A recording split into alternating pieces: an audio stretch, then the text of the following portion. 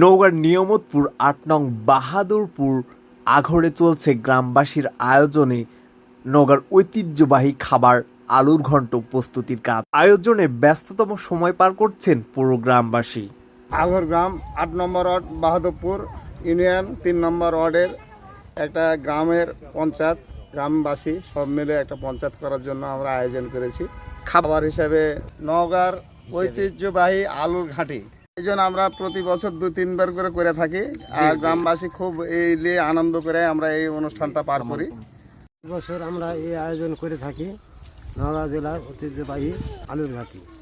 আয়োজক কমিটি তাদের বক্তব্যে তুলে ধরেন গ্রামের ঐতিহ্যবাহী আলু ঘন্টের কথা।